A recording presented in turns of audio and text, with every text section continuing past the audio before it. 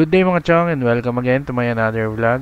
And happy holidays and happy new year nga pala mga chong. So yan, dahil nga mag-new year, bumili tayo ulit ng panibagong pipe para naman dito sa Suzuki GD110 natin. So yan, parang medyo napabayaan na rin kasi natin to, kaya yun, bawi tayo. Bili tayo ng mga bagong part. Yun, maaga tayo bumangon para i-install tong ano natin, new pipe. So bali, ako na lang rin mag-weld nito mga chong. So yan, kinabit ko na yung elbow.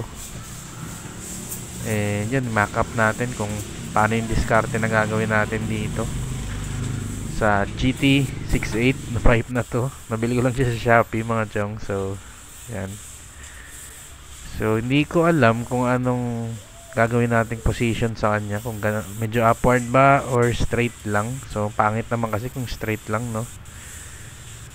So tingin ko mas magiging okay kung pa-upward yung position na gagawin natin. So yan, ganyan na lang siguro. So yun, matagal nga rin tayo hindi nakapag-vlog mga chong dahil masyado tayong na-busy sa buhay-buhay natin. Next natin mga chong is yan, nilagyan ko ng mga gatla itong adapter ng ano natin, ng GT68 pipe. So yan, para ma-enclose ko siya dun sa ano ng elbow natin mga chong, kasi masyadong nakabuka. While ito namang elbow natin, yan, pinalo-palo ko siya hanggang sa medyo bumuka siya. So yun, kailangan ko pang pasikipin yung adapter natin dito para onti na lang yung hahabulin natin once na nag welds na tayo nitong ano natin, ng adapter. So yun, pitpitin ko muna tong adapter natin. And yan mga chong, tapos na nga natin mapitpit yung adapter nitong exhaust natin. So yan, ganyan na yung magiging fitment nya. So medyo nakaangat lang. Yan, yung nakikita yung gap na yan, yan yung hahabulin natin once na nag-weld na tayo. So yun, tara, simulan natin weldingin tong ano na to. And yun, ito nga pala yung gagamitin nating welding rod mga chong, na Nihon Weld na pang stainless na welding rod. So yun, game na, simulan na natin i-welding tong GT68 exhaust natin mga chong.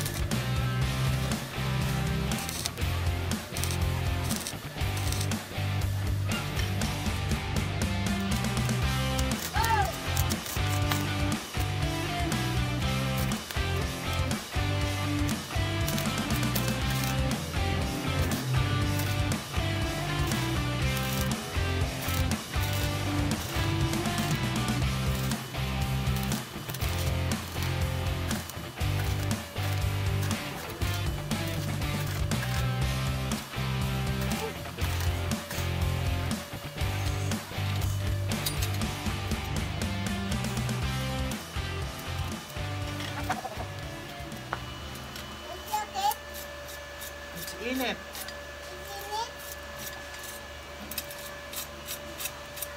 Sakit? Hot bro. Sakit? Sakit ba? Napunta dito? Dito? And yan mga chong, tapos na nga natin ma-weld itong GT68 nating exhaust sa bago nating elbow. So yun, okay naman yung pag-weld natin sa kanya. And nakuha ko naman yung gusto kong fitment para sa kanya. So yun, lalagyan ko lang siya ng thermal wrap, then balikan ko kayo. And yan mga chong, tapos na nga natin siya malagyan ng thermal wrap. And yan, all good. Sobrang pogi lalo ng GD natin. So bagay na bagay sa kanyang napili nating fitment na medyo nakalabas onti yung ano. So yun, bago natin ito sound check mga chong, yan. So may binigay nga sa akin yung tropa ko na module, itong rapid backfire module. And sabi niya, sirada yung interrupter relay. So yun, ang ginawa ko, pinalitan ko lang ng panibagong interrupter relay. Bali hindi na siya adjustable, hindi kagaya nung interrupter relay na binigay niya nung binigay niya sa akin tong module na to. So ito yung sira. Ewan ko, may naglulus sa loob. And mas maganda sana to dahil na-adjust. Yan, na-adjust siya compared dun sa binili ko na na hindi na-adjust. So yan, kabit natin to. Yan, para naman mas maging maingay yung New Year natin. So hindi ko rin talaga akalain magkakabit ako ng ganito dahil ayoko nga mag-install ng mga ganito. Pero yan, sayang din naman kung di natin susubukan, di ba? So unahin natin tong blue wire. Itong blue wire na to mga chong is ito yung magsisilbing ground. So yan, lalagay natin siya dito sa negative ng battery natin. Well, ito namang white wire na may switch, yan, kakabit natin siya sa positive ng battery natin. Or pwede rin na ilagay nyo tong switch na to sa may ACC line para mag-on lang siya once na naka-on rin yung motor. So itong atin, nirekta ko na sa battery kasi para hindi na ako magbukas ng headlight assembly natin. So yan, pwede na natin siya i-testing mga chong. Yan, on muna natin. Yan, so naririnig nyo, pumipitik na yung ano natin, yung relay. So yan yung indication na gumagana na yung module na to. So ang last move na lang na gagawin natin dito mga chong is ikabit itong yan, yung red wire na to doon papunta sa pulser natin mga chong. So yan, pakita ko sa inyo kung saan natin kakabit tong red wire na to. So yan mga chong, dito tayo sa may crank side natin. So yan, hanapin nyo lang yung boot nyo na ganito. Yan, sundan nyo lang yung wire na yan, and then yun, makikita nyo na yung boot na yan. So once na hinawi nyo yung boot na yan, may makikita kayo dyan na black na plug. So yung black na plug na tinutukoy ko is may blue wire at may green wire. Yan, so tanggalin nyo lang yan, yung socket na yan, and yan, sa socket natin i-connect yung red wire ng rapid backfire module natin dito. Yan, papasok natin yung wire dyan. Saan ba yan? Lang nahulog bro. Yan, kunin lang natin.